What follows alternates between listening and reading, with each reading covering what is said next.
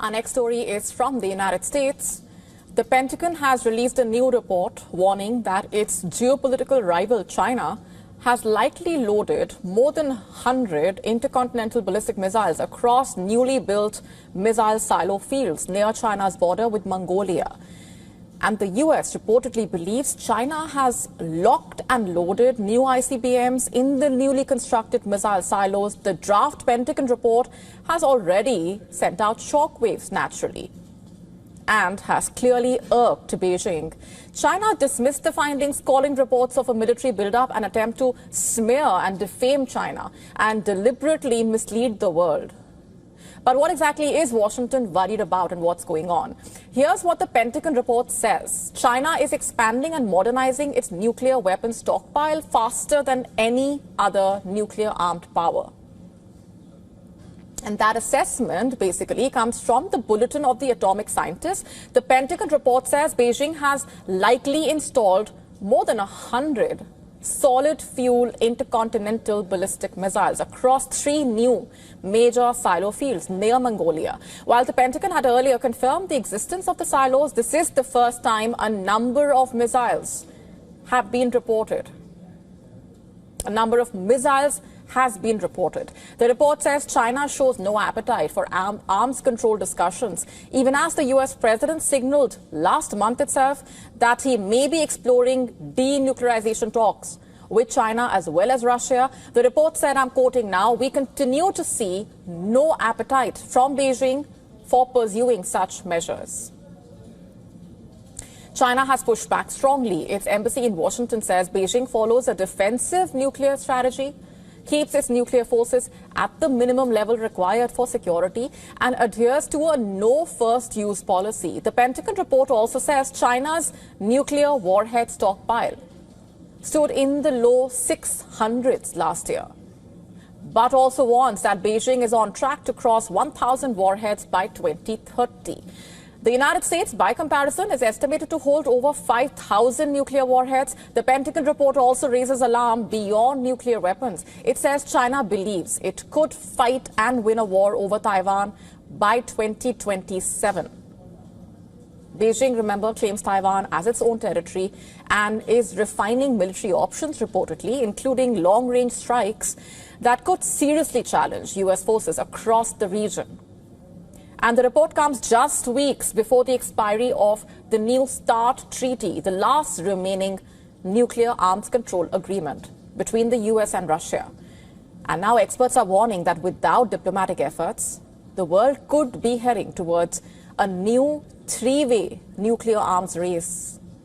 China, however, insisting that it does not engage in nuclear arms races and says the actual responsibility for disarmament lies with Washington. But then the larger question is, as the old treaties expire, countries continue to expand their arsenals reportedly. Isn't a new nuclear arms race already underway?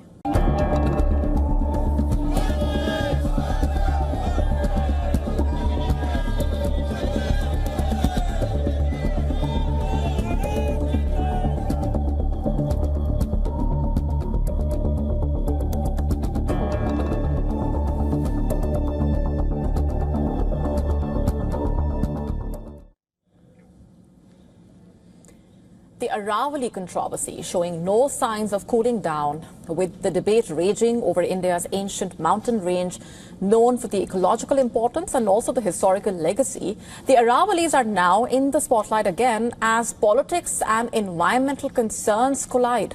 The Congress party questioning why the centre seems hell-bent on redrawing the boundaries of the ancient hills, asking who stands to benefit from the move, and leading the charge this time is the Congress General Secretary Jairam Ramesh, who voiced his concerns on social media, alleging that the Environment Minister's recent clarifications only raise more questions and doubts.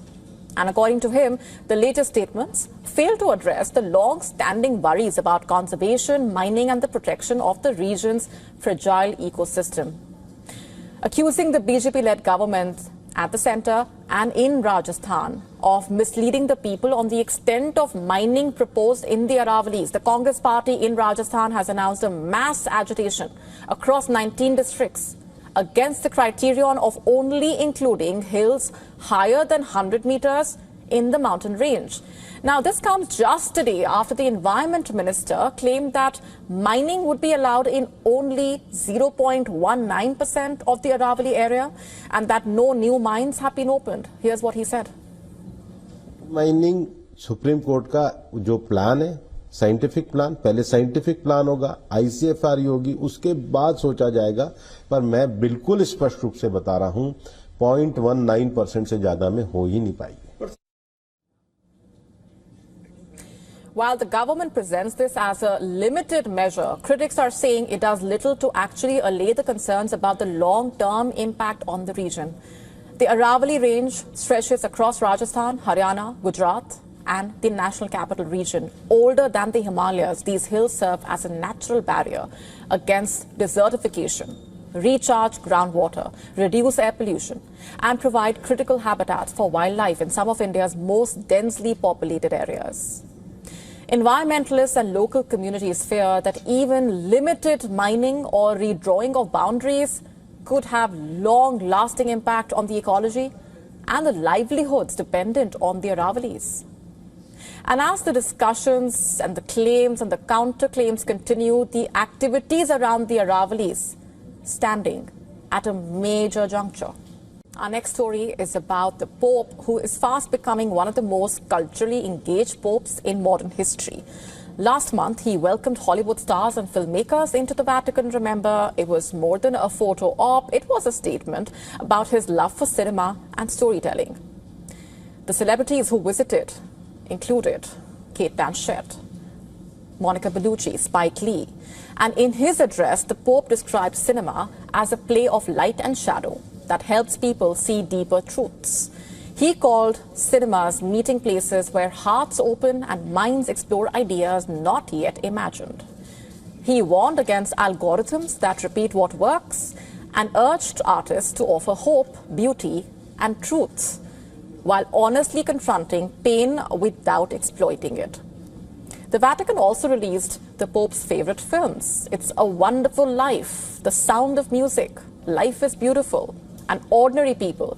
They reflect his belief that cinema can teach us about joy, loss, grief, and hope. For the Pope, filmmakers are pilgrims of the imagination. He sees their work as a way to help people see God in themselves and find meaning in life.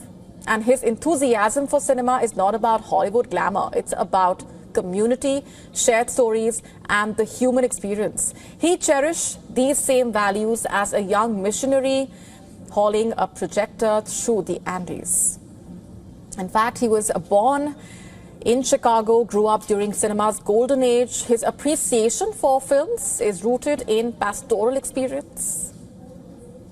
The man who worked with him in Peru in the 1980s remembers riding mules to remote villages with a small film projector and battery. For the Pope, cinema was never just about entertainment. It was a way to bring communities together.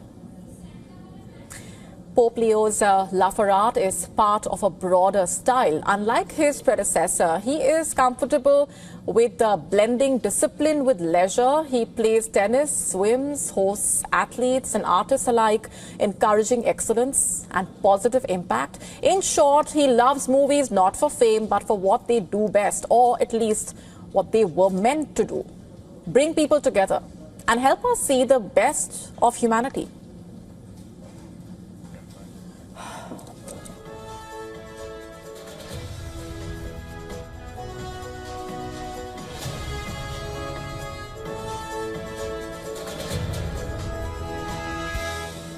To stay up to speed with the latest news, download the WION app and subscribe to our YouTube channel.